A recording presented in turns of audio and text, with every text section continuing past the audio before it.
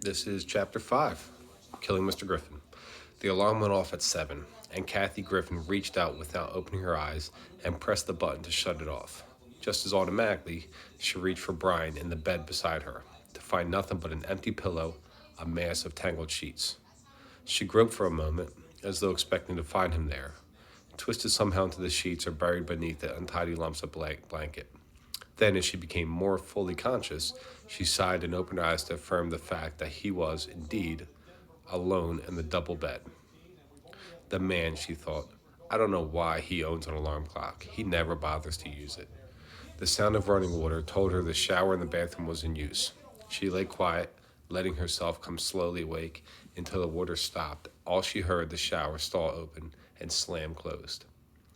A few moments later, the bathroom door opened, and Brian came into the bedroom, dressed in a t-shirt and boxers, towelling his hair.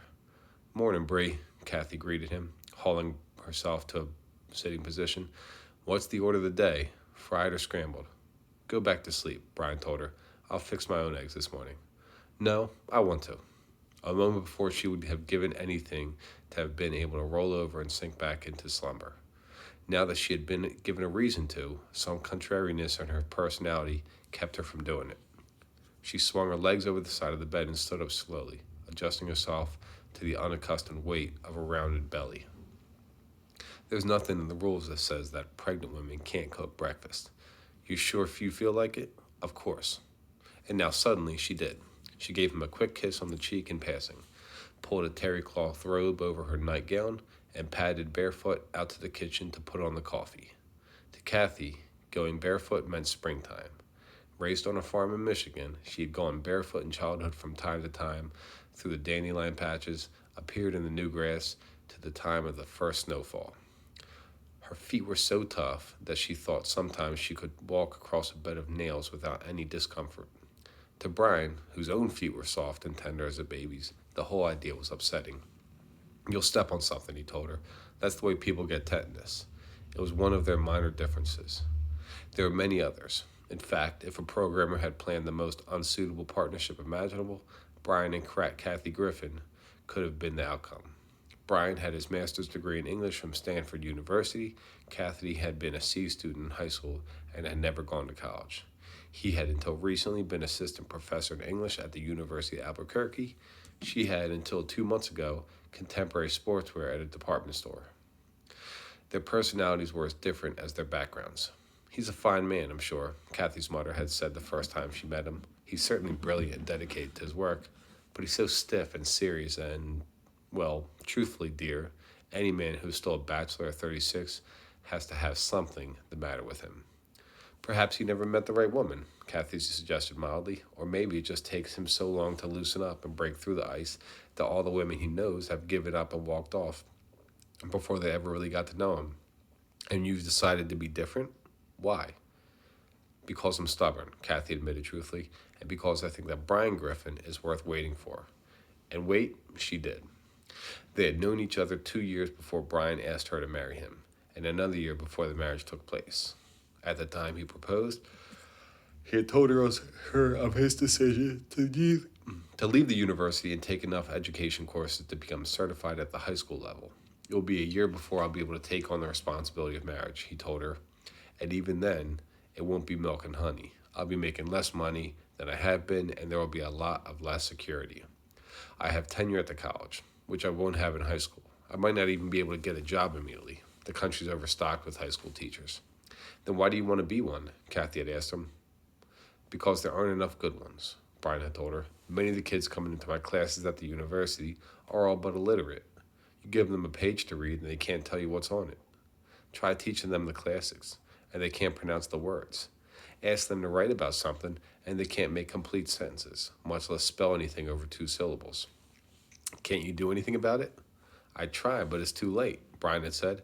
"By the time they're in college, it's gone too far. They've had 12 years without disciplined learning, and they don't know how to apply themselves. They haven't learned to study or to pace their work so the projects get completed on time. They fall asleep in lectures because they expect to be entertained, not educated. We lost a third of our freshman class last year. They dropped out at the end of the first semester. And what would you do as a high school teacher that isn't being done now? I teach them, God damn it. I won't baby them or play games with them. I'd push each one into doing the best work of which she was capable. By the time they finished the class with me, my college prep students would be able to handle university work. And the others? Kathy had known in her heart that, during her own school years, the others would have included her. The others would graduate with the knowledge of what disciplined work is all about. That should stand them in real good stead, no matter what they decide to do. You wouldn't be very popular, I'm afraid. I've never been very popular, anywhere. I'd have an abrasive personality. Fierce dogs cower when I walk down the street and slink away to hide under porches. Small children run screaming to their mothers. Beautiful girls rip the numbers out of the phone book and chew them up and swallow them, for fear I might call them. Oh, Brian, she had burst out laughing. He was so seldom humorous that his awkward attempts at joking touched her deeply. And so he had continued, are you willing to wait a year to be the wife of a high school English teacher? It isn't a very exciting prospect, I must admit. Not nearly as respectable as being the wife of a college professor. I wouldn't blame you. Really, I wouldn't. His sentence had trailed off, unfinished. His eyes had dropped from hers, and she had looked down to see that his hands were clenched in his lap, the knuckles white, the nails making little grooves in his palms, and she had known then how much her answer meant to him. Yes, she had said, I'll wait for you, Bry. You're sure it's what you want? I'm sure. And now, 3 years later, she was still sure. Kathy had never needed a great deal to make her happy, and what she had now was more than sufficient. Humming tunelessly beneath her breath, she made the coffee, mixed the frozen orange juice in a pitcher, put bread in the toaster, broke 2 eggs into a pan. It was springtime. Under the kitchen window, the first hyacinths were blooming. Last week's dust storm was behind them, and the air was fresh and clear and sweet. The nausea that had accompanied her first months of pregnancy was over also. She would eat a good breakfast. Later in the morning, she would go out into the yard and sit in a lawn chair in the sunshine. She glanced up and smiled as Brian came in, his hair slicked down, his hands deftly adjusting the knot in his tie. Do all the teachers at Del Norte wear ties in class? No. The riffraff wear open neck sports shirts. Wouldn't that be more comfortable? I like a tie. It gives me dignity. He was only half joking. I get used to wearing one at the university. Why change now? He took a seat at the kitchen table and reached for his glass of orange juice. Call the pharmacy and order a refill of my pills today, will you? I picked them up on my way home. That'll be a bit later than usual. Oh, a faculty meeting? No, a student wants a conference. I'm meeting her at 3. It may take a while. She wants to go over some papers. Is she one of your problems? Kathy asked, sliding the eggs onto a plate and carrying them over to him. No, actually she's one of my good ones, named Susan McConnell. She's quite a talented writer, very imaginative. I had them all write final songs for Ophelia. Hers was exceptionally good. Have you told her that? Of course not. I don't want her resting on her laurels, thinking she's a genius. She still has things to learn. She tends to get overdramatic, and she's sloppy about details, spelling and punctuation and such. She's not a perfectionist. She's still young, Bry. Kathy seated herself across from him. She took a slice of toast and began to spread it with jam. Most kids are sloppy. I'm afraid you're right about that. Your own may be. Have you ever thought about that? Brian Jr.? Surely you jest. His eyes moved fondly to the bulge in the front of her robe. How is he this morning?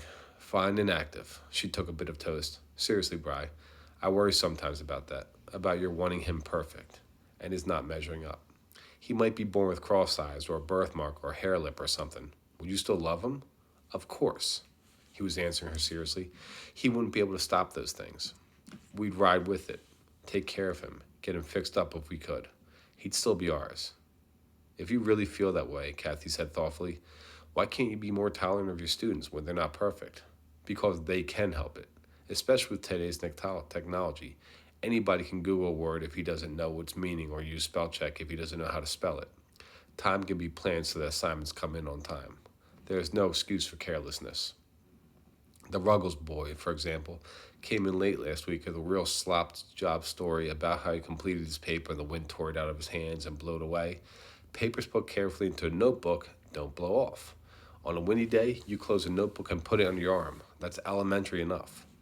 Did he redo the assignment? He did, but I wouldn't accept it. It would set a precedent. If I took one late paper, I'd never be able to refuse the next one.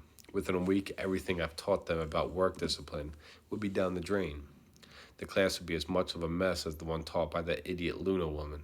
Dolly Luna? She smiled despite herself. I've got to meet her. After all, the kids dedicated last year's yearbook to her. Is she really a dolly? Sure is. Two big eyes that open and shut, painted on smile, head full of sawdust.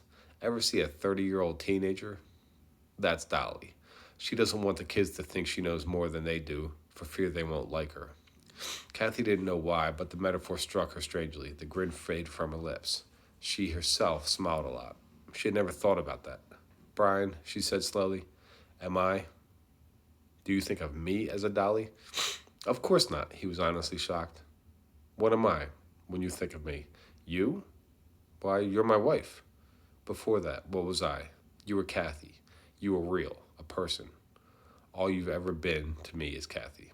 He took a final swallow of coffee, stood up, took the paper napkin and ran it across his teeth. It was a gesture she hated. If people were that concerned about their teeth, they should brush them one extra time in the morning. At the same time, it made him suddenly so human, so vulnerable, that she wanted to hug him. It was terrible to be so in love with a man whose weaknesses were his virtues. Bri, she said, I want to speak to you. I want to ask you for a favor about the McConnell girl. What? He looked surprised. If she really is as talented as you say, I want you to tell her. There's something, to handing out something positive. So she overwrites. So she's messy. She's imaginative and bright and special. You said so yourself. I want you to tell her that. Kathy, you don't even know the kid. Yes, I do. She stood her ground. Not personally. Maybe I don't know her. Would you say to me, you are real, you're a person, you're Kathy? That matters. Brian, tell her that. You are real, you're a Susan, you're a writer. You don't have any idea how much it matters to be real. I can't say a thing like that. Then write it. Put it on her paper. Not the test paper. She didn't do well in that quiz. In fact, it's her worst paper so far. I think she's got a boyfriend. Then on another paper, on the song for Ophelia. You're a bossy wench. He made a grab for her kiss. Kiss me, Kate. Not if you talk in Shakespeare. She pulled back, both pleased and offended. You're not taking me seriously. I mean it. Every word about Susan McConnell. You're taking it too far, Bri. You've got to give them something besides criticism. I won't tell you how to cook eggs. You don't tell me how to teach a class. Okay? He was leaving now, and he was suddenly angry. Her eyes filled with tears. It was ridiculous how often this happened lately. It must have been something to do with being pregnant, she thought. Every time she got mad or sad or even happy, she cried. Okay, she said, trying to keep her voice steady. Have a good day. I'll phone the Farmies for you as soon as it opens. I love you. I'll see you tonight. Okay, later. He was out the door, and for one sharp moment, she almost ran, screaming after him. Come back. That suddenly it struck her. I don't want him to go. He can't go.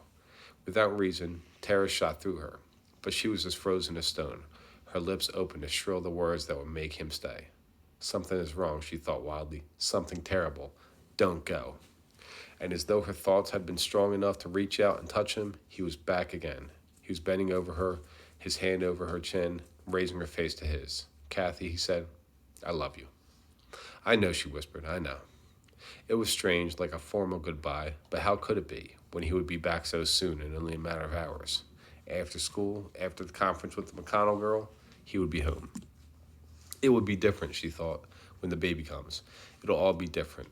Once he's a father, he will be able to give love more easily. He'll be able to reach out to all of them then, and touch them. It will be different, if only months now, when the baby comes. That's Chapter 5, Killing Mr. Griffin.